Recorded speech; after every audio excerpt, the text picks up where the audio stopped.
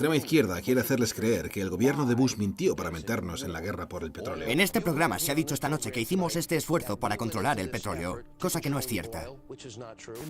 Lo hicimos, pero no por el petróleo, sino para intentar darle a esa gente una oportunidad. ¿Es un asunto de petróleo? No es una cuestión de petróleo, se trata de salvar vidas y de proteger al pueblo estadounidense. No tiene nada que ver con el petróleo, sencillamente no es así. Los recursos petrolíferos de Oriente Medio constituyen una estupenda fuente de energía estratégica y uno de los mayores botines materiales de la historia mundial. Memorándum del Departamento de Estado, Estados Unidos, 1945.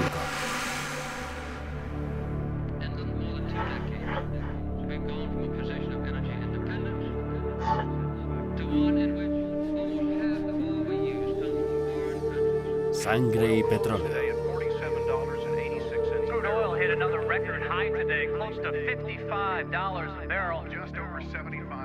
The law of supply and demand being what it is, that is what is driving up tight supplies, control of the world's great oil reserve. Our appetite for gasoline has only increased. That one man has already led to rolling blackouts. The far left would have you believe the Bush administration lied. Segunda parte. Para los Nixon, Teherán fue algo diferente. Tuvieron una acogida cálida llena de pompa y entusiasmo. En el Golfo Pérsico, la doctrina Nixon se centró concretamente en Irán, en donde los Estados Unidos se sirvieron del autocrático Shah de Irán para que fuera nuestro hombre paja. Eligieron al Shah para proteger los intereses de Estados Unidos en la zona. Y ahora volvemos a Teherán. Vemos el progreso que se ha dado en estos 19 años de ilustrado gobierno de Vuestra Majestad. Les dimos miles de millones de dólares al Shah y a las Fuerzas Armadas iraníes para proteger el petróleo. Esta estrategia de reemplazo funcionó estupendamente hasta que el Shah de Irán fue derrocado en 1979. Repentinamente, Irán ha dejado de ser uno de los aliados más potentes y fiables de nuestro país en la estratégica región del Golfo Pérsico. El autocrático Shah fue reemplazado por el ayatolá Khomeini, que adoptó puntos de vista antiestadounidenses. Esto produjo un pánico tremendo en Washington, porque no había más hombres de paja para defender el petróleo. Señor presidente, el Golfo Pérsico es uno de los tesoros mineros más importantes del mundo. La mayor parte del petróleo japonés y del nuestro vienen de ahí. El Shah era el policía del Golfo, protegía los yacimientos de petróleo, pero el nuevo gobierno civil ha declarado que no será el policía de la zona. ¿Qué va a pasar en esta importantísima región del mundo sin un policía? Así que decidieron que los Estados Unidos mismos debían asumir ese papel y no dejar que hombres de paja protegieran los intereses estadounidenses en la región del Golfo Pérsico. Que nuestra posición quede totalmente clara. Cualquier intento por parte de una fuerza ajena para hacerse con el control de la región del Golfo Pérsico será considerado como una agresión contra un interés vital de los Estados Unidos. Tal agresión será rechazada por todos los medios precisos, incluida la fuerza militar. Este fue un paso radical, porque por primera vez, y de manera explícita, se decía que la protección del petróleo de Oriente Medio era una cuestión vital de seguridad nacional de los Estados Unidos. El problema fue que en ese momento los Estados Unidos no disponían de ninguna fuerza específicamente designada para realizar operaciones en la zona del Golfo Pérsico. Carter creó la Fuerza de Despliegue Rápido para que funcionara como una unidad interna. En el pasado no hemos tenido una presencia militar adecuada en esa zona. Ahora tenemos 2 portaaviones con sus fuerzas y acceso portuarios en 5 puntos de la zona. Y hemos dejado muy claro que vamos a trabajar con nuestros aliados y con otros para poder enfrentarnos a toda eventualidad que pueda interrumpir el contacto con esa región crucial del mundo. Creo que esto garantiza que nuestros intereses en la zona del Golfo Pérsico serán protegidos, como lo logramos en Oriente Medio y en todo el mundo. Y esto se convirtió en el núcleo del mando central.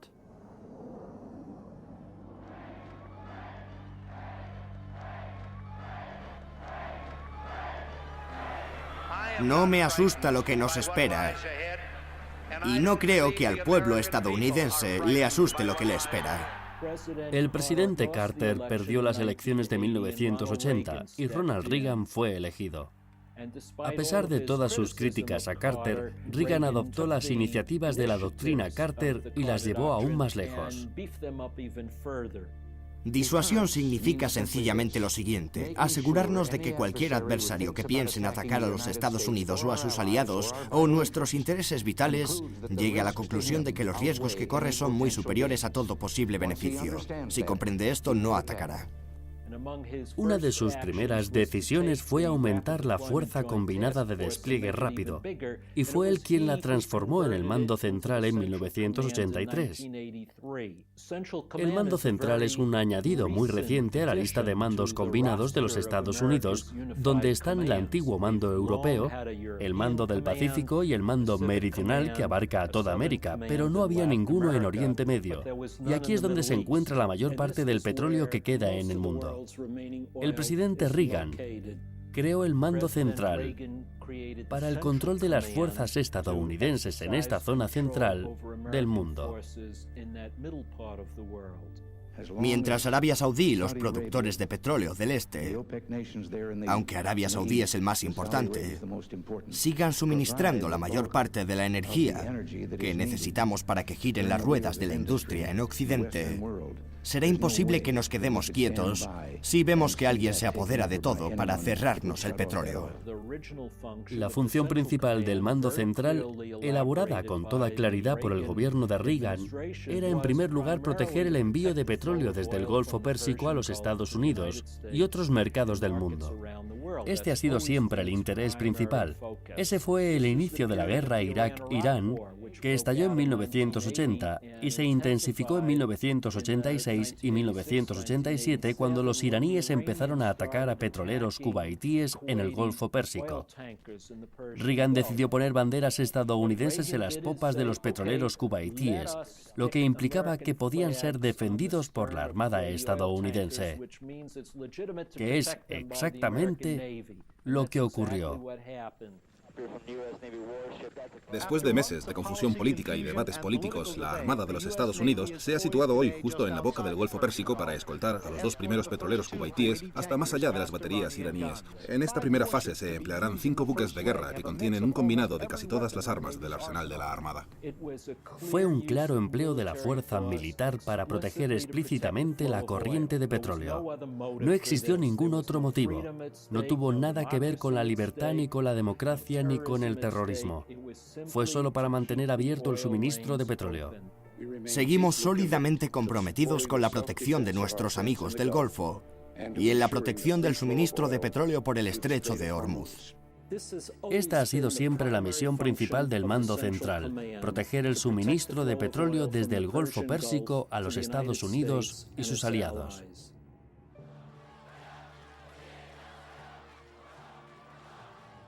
Esta noche tenemos que contarles que se está produciendo una dramática situación en Oriente Medio. Fuentes diplomáticas afirman que tropas iraquíes han cruzado la frontera de Kuwait.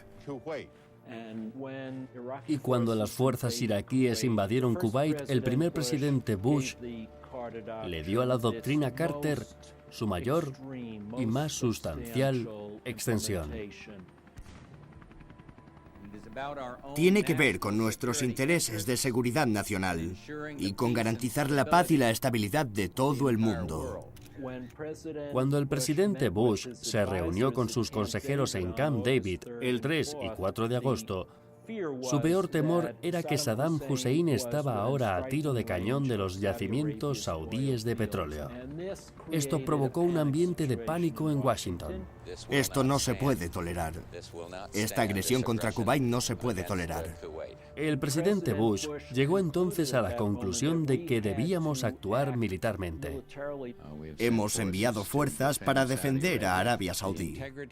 La integridad de Arabia Saudí y su libertad son muy importantes para los Estados Unidos.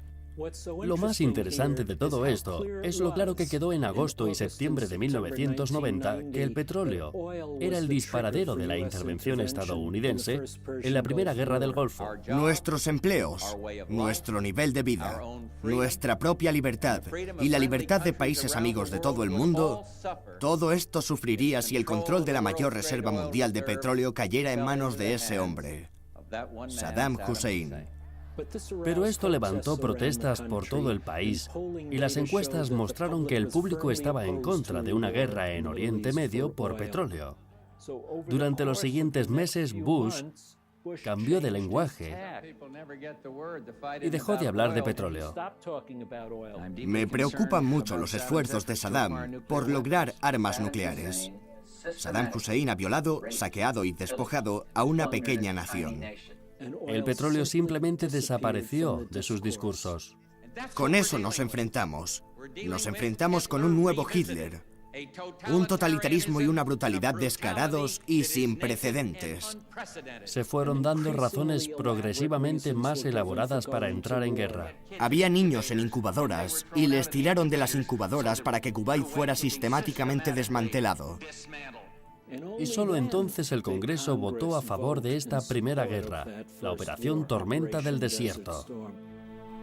Avivando el terror. ¿Qué pasa en el Golfo?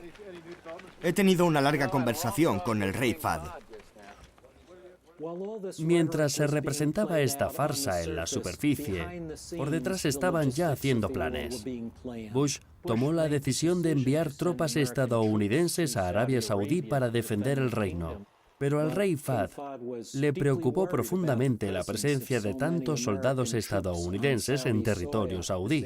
Después de todo, allí se encuentran los santos lugares del Islam y la presencia de tantos infieles como ellos nos llaman, o no creyentes, en los santos lugares del Islam provoca mucho malestar. Bush envió a su ministro de Defensa Dick Cheney a Arabia Saudí para convencer a Fahd de que dejara entrar a las tropas estadounidenses, porque esa era la única manera práctica de echar a los iraquíes de Kuwait, y eso Bush lo había comprendido.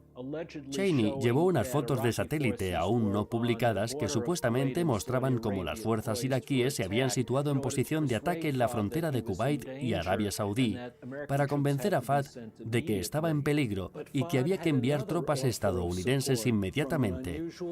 Pero Fahd tenía otra oferta de ayuda por parte de una fuente insólita: los voluntarios que habían ido de Arabia Saudí a Afganistán en los años 80 para luchar contra los soviéticos con apoyo estadounidense.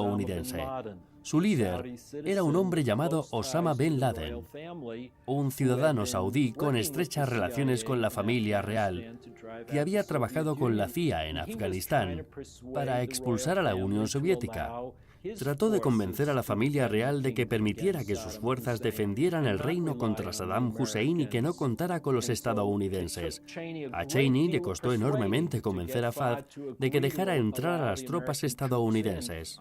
Fui a ver al rey por instrucciones del presidente y nos encontramos en Jeddah el 6 de agosto. Le dije concretamente que estábamos preparados para desplegar una fuerza significativa en el reino, una fuerza suficiente para disuadir toda agresión. En segundo lugar, que nos quedaríamos todo el tiempo que nos necesitaran. Y en tercer lugar, que nos marcharíamos en cuanto no nos necesitaran más o en cuanto nos lo pidieran. Creo que eran cuestiones importantes para el rey. Fue esta condición de que las tropas estadounidenses se marcharían en cuanto acabara la lucha en Kuwait la que convenció al rey Fahd para aceptar la oferta estadounidense y rechazar la de Osama Bin Laden. Pero cuando el presidente Bush anunció la victoria en Kuwait a finales de febrero de 1991, ya se había tomado la decisión no de invadir Irak, sino de contenerlo desde fuera. Esta mañana, un mensaje de las fuerzas militares de Bagdad anunciaba que no habría más lucha. Pero los estadounidenses tuvieron que quedarse en Arabia Saudí para aplicar la estrategia de la contención. Así que Fahd se encontró con una presencia permanente de tropas estadounidenses. Fue este incumplimiento de la promesa de los Estados Unidos lo que convirtió a Osama Bin Laden de aliado en enemigo jurado de este país. Son los cuerpos de 5 estadounidenses muertos en un atentado con bomba en Arabia Saudí. 4 bombas explotaron hoy delante del campo de entrenamiento de los Estados Unidos en Riad. Un camión bomba explotó esta tarde en el aeropuerto de Dhahran, en Arabia Saudí. Ha habido muertos y docenas de heridos. A primera hora de la mañana, 2 embajadas estadounidenses de África Oriental han sido atacadas con bombas. Una destruyó la embajada de Dar es Salaam, capital de Tanzania, hacia las 3:48 de la madrugada, hora local. Casi simultáneamente, 650 kilómetros más al norte, una explosión devastó la embajada estadounidense en Nairobi. El buque de los Estados Unidos Cole fue atacado en Yemen. Los militantes de Al-Qaeda lanzaron un bote cargado de explosivos contra el barco, matando a 17 marineros.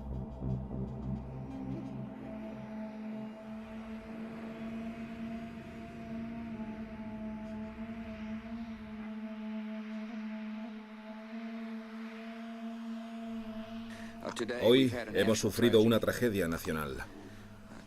2 aviones han impactado contra el World Trade Center en lo que parece un ataque terrorista contra nuestro país. Evidentemente, el atentado del 11 de septiembre tuvo muchas causas y muchas raíces. Pero creo que si se intenta comprender lo que nos llevó a esa horrible tragedia, no puedes evitar la conclusión de que el petróleo jugó un papel importante. Como comandante en jefe del ejército de los Estados Unidos y como encargado de la seguridad de este país, me tomo las palabras del enemigo muy en serio, y así se las tomará también el pueblo estadounidense. El presidente Bush y sus consejeros, como Karl Rove, no pararon de repetirnos que nos teníamos que tomar en serio las palabras de Osama Bin Laden. Le voy a recomendar un libro. Si tiene 17 pavos, vaya a una librería, a Barnes & Noble o Borders, y coge un libro llamado Mensajes para el Mundo. Es una antología de textos de Osama Bin Laden. Es un tío bastante listo y sofisticado, que quiere dominar el mundo. Y su manera de lograrlo es con una simple palabra: petróleo.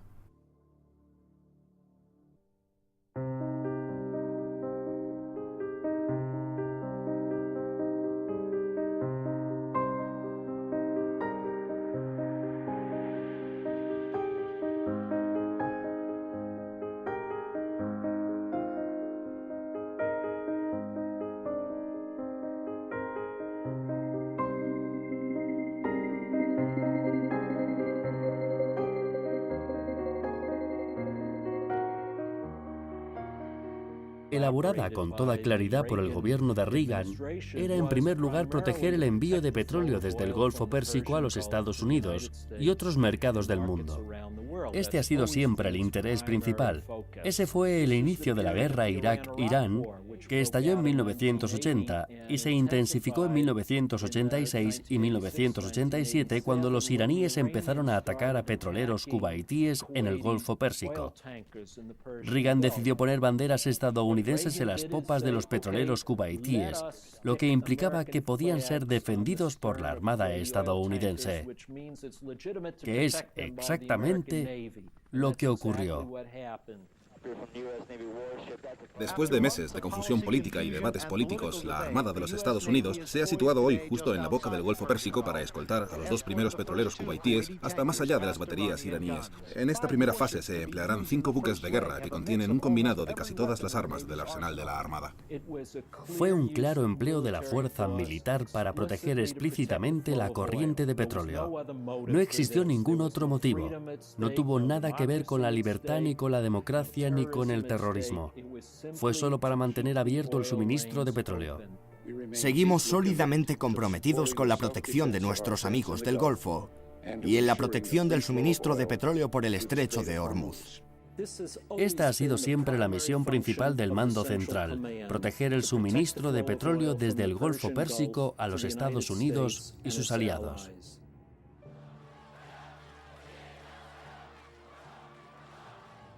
Esta noche tenemos que contarles que se está produciendo una dramática situación en Oriente Medio. Fuentes diplomáticas afirman que tropas iraquíes han cruzado la frontera de Kuwait.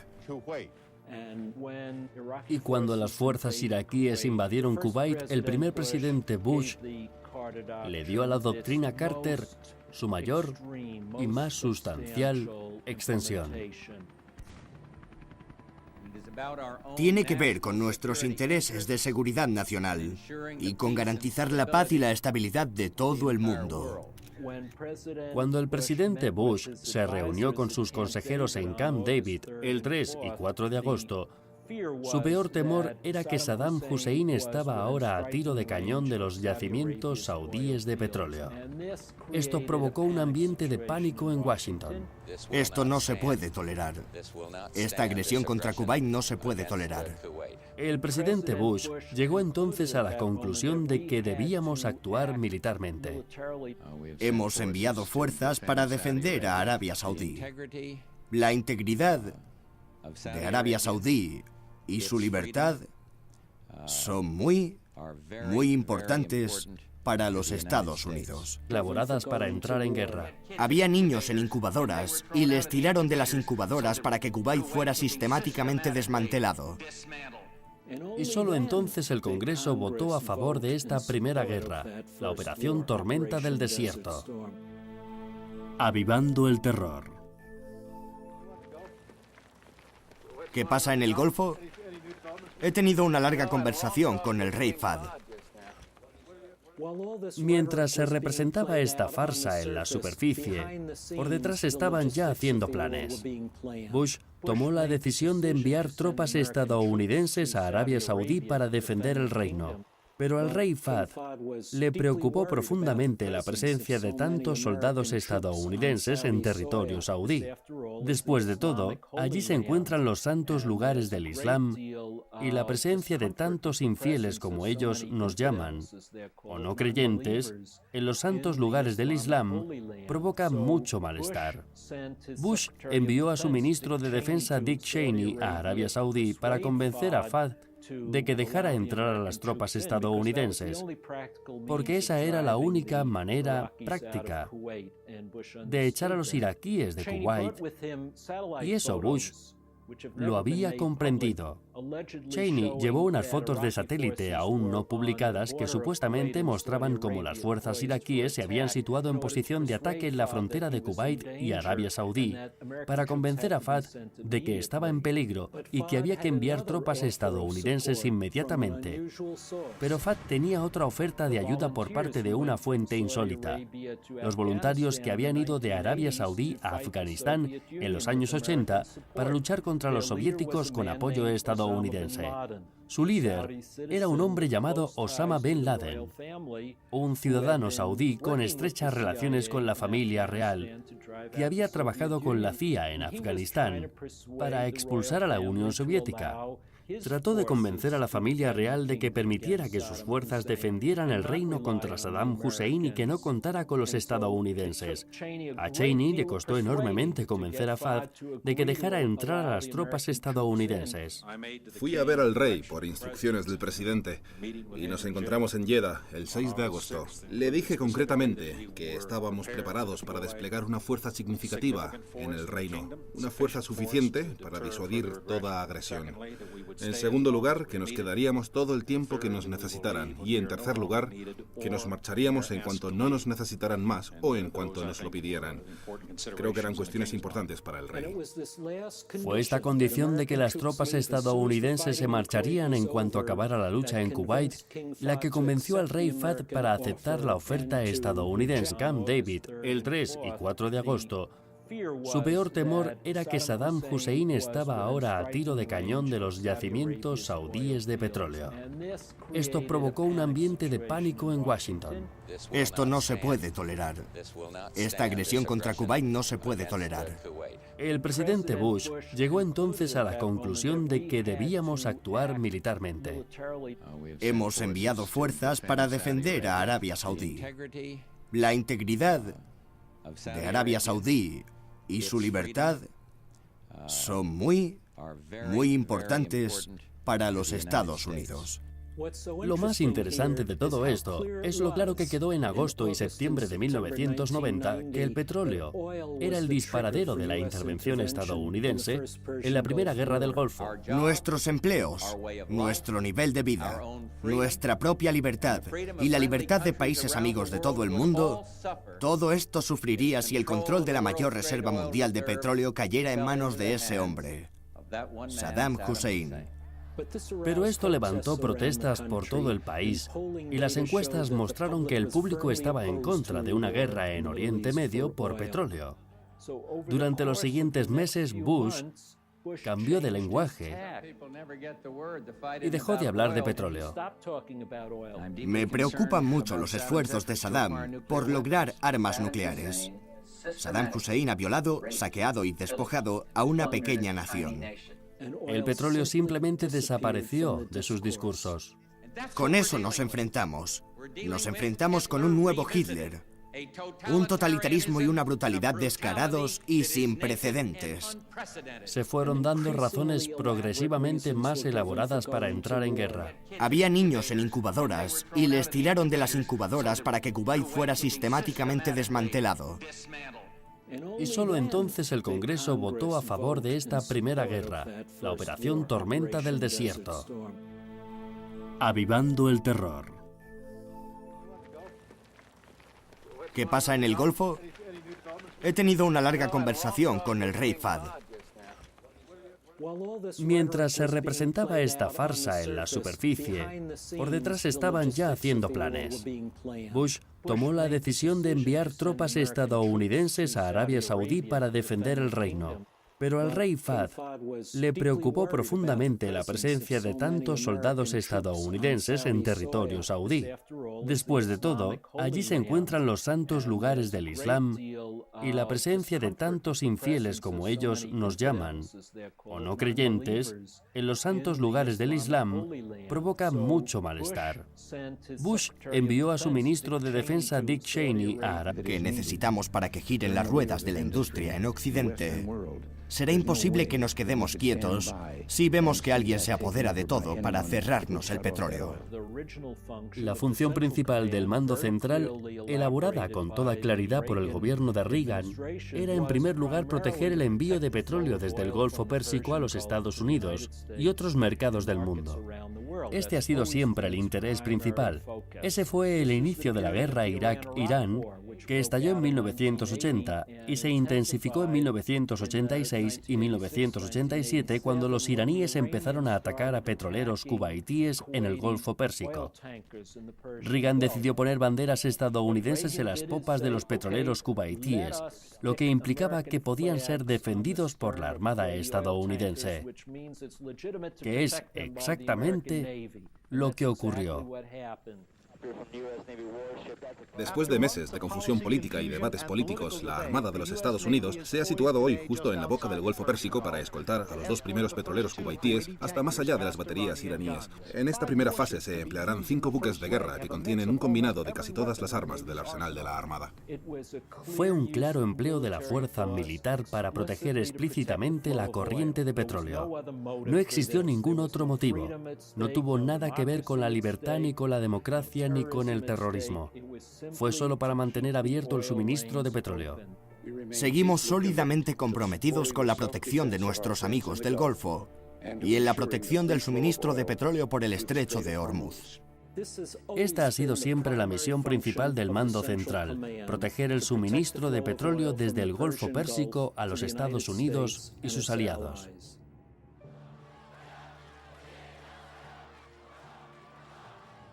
Esta noche tenemos que contarles que se está produciendo una dramática situación en Oriente Medio. Fuentes diplomáticas afirman que tropas iraquíes han cruzado la frontera de Kuwait. Y cuando las fuerzas iraquíes invadieron Kuwait, el primer presidente Bush le dio a la doctrina Carter su mayor y más sustancial extensión. Tiene que ver con nuestros intereses de seguridad nacional y con garantizar la paz y la estabilidad de todo el mundo. Cuando el presidente Bush se reunió con sus consejeros en Camp David el 3 y 4 de agosto, Su peor temor era que Saddam Hussein estaba ahora a tiro de cañón de los yacimientos saudíes de petróleo. Esto provocó un ambiente de pánico en Washington. Esto no se puede tolerar. Esta agresión contra Kuwait no se puede tolerar. El presidente Bush llegó entonces a la conclusión de que debíamos actuar militarmente. Hemos